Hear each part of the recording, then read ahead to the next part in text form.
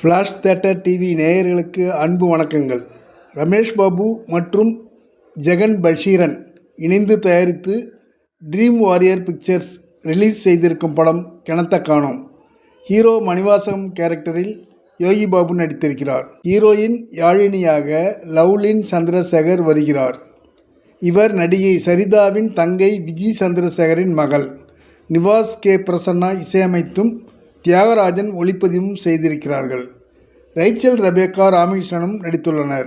சுரேஷ் சங்கையா படத்தை எழுதி இயக்கி இருக்கிறார். படம் வெளிவருவதற்கு முன்பாகவே இந்த படத்தின் இயக்குனர் சுரேஷ் சங்கையா இறந்துவிட்டார். கோயில் பூசாரியாகவும் சாமி சிலைகளை வடிவமைக்கும் சிற்பியாகவும் கதையின் நாயகனாக யோகி பாபு நடித்திருக்கிறார். ராமநாதபுரத்தில் உள்ள கோடங்கிப்பட்டியில் அவர் வசித்து வருகிறார். கடும் வறட்சியில் அந்த கிராமமே தவிக்கிறது. ரொம்ப நாட்களாகவே அங்கு மழை பெய்யாததால் கடுமையான தண்ணீர் பிரச்சனை. இதற்கிடையே பக்கத்து ஊர் பெண் யாழினி லவ்லினை காதலிக்கிறார் மணிவாசகம் யோகி பாபு. தண்ணீர் எங்கு இருக்கும் என்பதை எக்ஸ்பர்ட் ஒருவரை வைத்து கண்டறிந்து அங்கே கிணறு வெட்ட திட்டம் போடுகின்றனர். கிணற்றுக்காக குழி தோண்டும் இடம் யோகி பாபுவின் வீட்டுக்கு பின்னால் இருக்கிறது. அங்கே குழி தோண்டுகையில் ஏராளமான பிரச்சனைகள். இப்பிரச்சனைகளை மணிவாசகம் யோகி பாபுவும் ஊர் மக்களும் எப்படி கையாள்கிறார்கள் என்று நினைக்கையிலேயே ஏராளமான காமெடி மனதில் தோன்றுகிறது. அந்த பிரச்சனைகளை காமெடியாக டீல் செய்திருந்தாலும் அதில் உள்ள பாதிப்புகளை காமெடியாக கடந்து போக முடியவில்லை. இதில் வழக்கமான யோகி பாபு கிடையாது என்று தைரியமாக விளம்பரப்படுத்தலாம். நாகரிகமான காதல், ஃபேமிலி அட்டாச்மெண்ட், ஊர் பொது பிரச்சனையை சமூக அக்கறையோடு அணுகுவது என பொறுப்பான கதையின் நாயகனாக நன்றாக செய்திருக்கிறார் யோகி பாபு.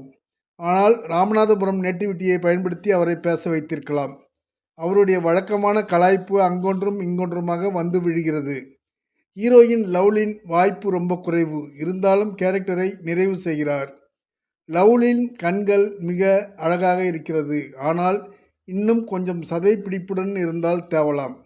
தொல்லியல் துறை அதிகாரிகளாக நடித்திருக்கும் ரேச்சல் ரெபேக்கா ராமகிருஷ்ணன் சமாளித்து நடித்திருக்கிறார்கள்.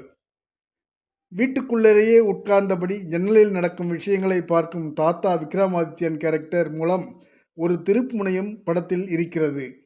வறட்சியான பூமியை தனது ஒளிப்பதிவில் நேர்த்தியாக காண்பித்து படம் பார்ப்பவர்களுக்கு அந்த உஷ்ணத்தை தனது ஒளிப்பதிவில் உணர்த்தியிருக்கிறார் ஒளிப்பதிவாளர் தியாகராஜன். காமெடியும் ஊர் பொது பிரச்சனைகளும் வந்தாலும் காமெடியை பின்னுக்கு தள்ளி சமூக பிரச்சனையை சொல்லும் படமாக்க இந்த படத்தை முயற்சித்திருக்கிறார் மறைந்த இயக்குனர் சுரேஷ் சங்கையா. நன்றி, வணக்கம். எல்லாருக்கும் வணக்கம். நான் தான் மனஸ்வி.